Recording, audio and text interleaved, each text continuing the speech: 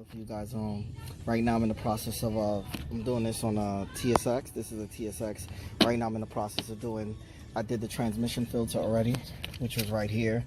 You just remove the airbox. You take out the two 10s, the one here, the 110mm bolt here, and the other one here, and then you take out the stock airbox, which is right there. Just take out the two screws for the stock airbox, 10 here and the 10 that's positioned down here.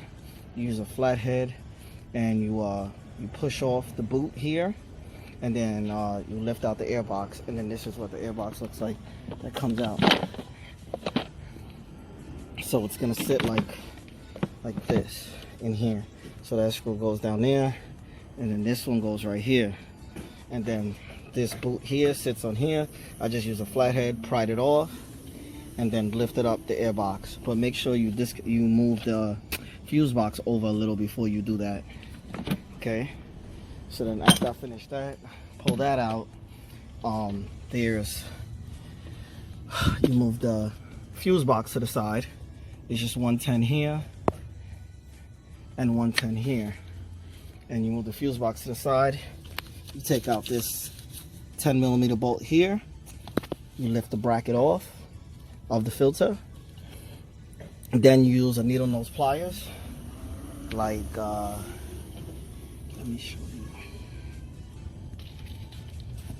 This is the new one installed already. Where's the old one?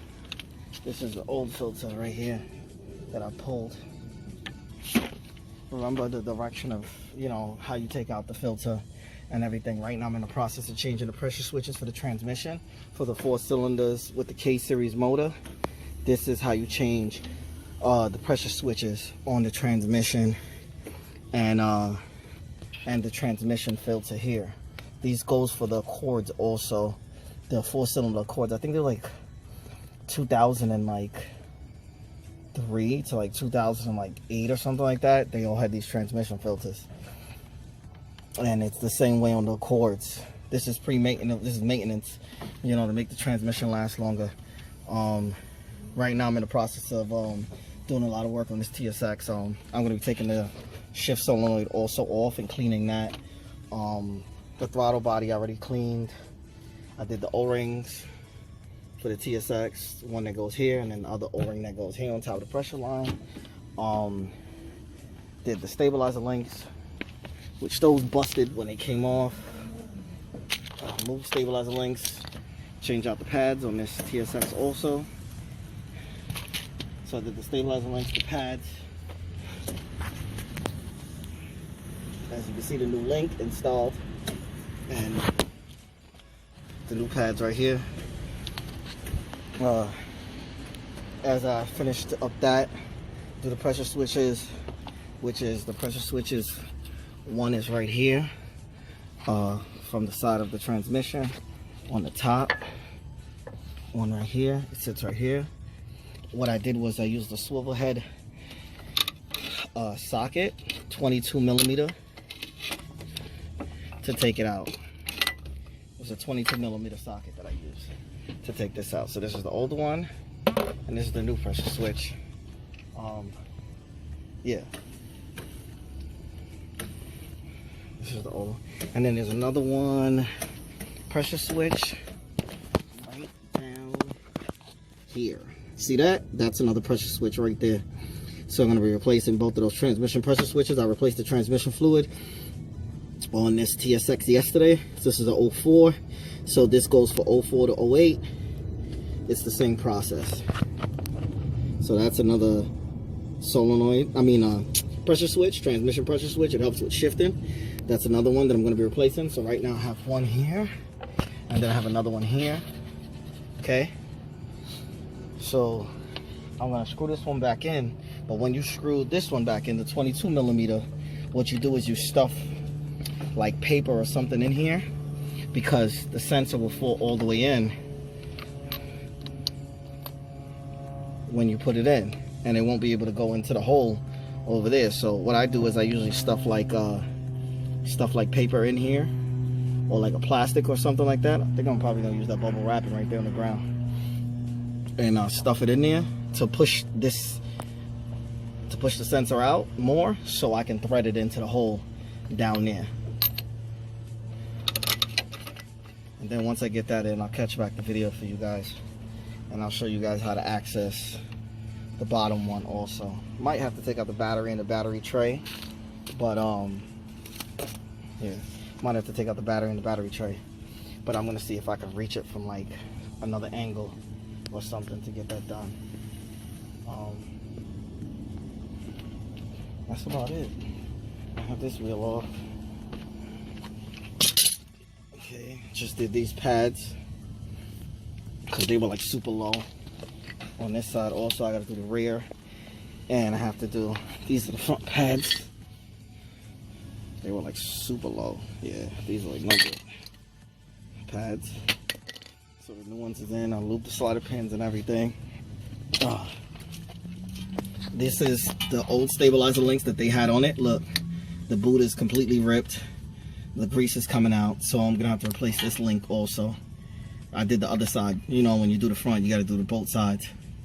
So I'm gonna take off this one, change this link here, change that link here, and that's it. Once I do those two links, then I'll move on to the back, start changing the rotors. I mean, just the pads in the back because the rotors are fine. And then I have the rear wheel bearing here that's going to be going here in the back that I'm going to be installing also. So I'll catch back the video. See, right now I'm in the process of threading it in right now.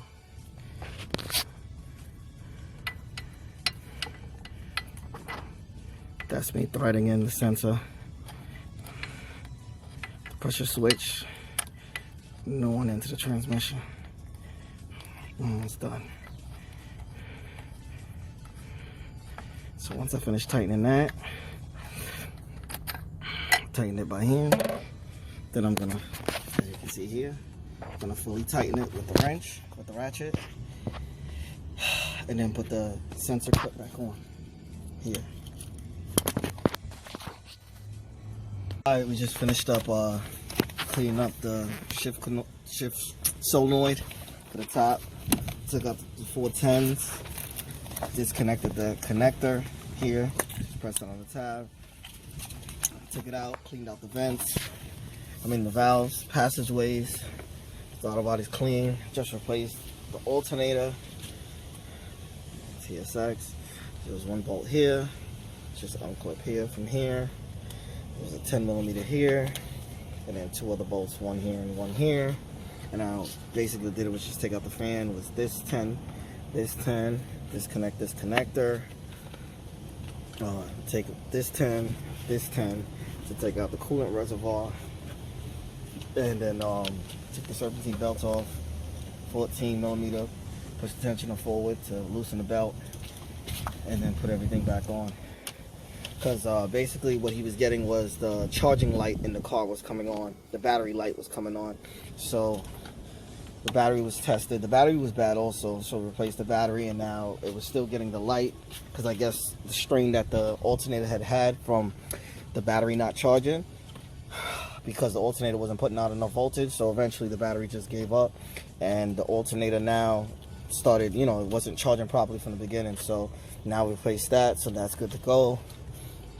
So now we're in the process of replacing the intake boot because the other one ripped. It was no good. So now replacing the boot, putting just a new clamp, and everything's good to go from there. So once you take that fan out, you take those bolts out, the alternator just slides right out. Just came right out, slide the new alternator back in, put the bolts back in, and that was it.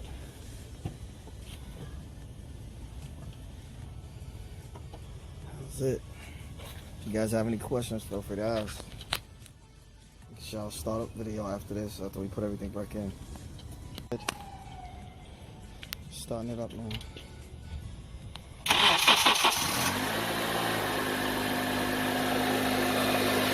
Alternator in. Perfect. Sounds great.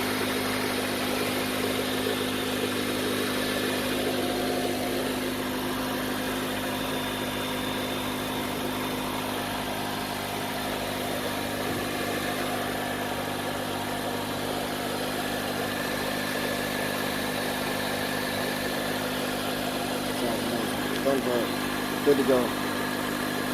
Yeah, don't forget to like, share, subscribe, and comment. Thanks.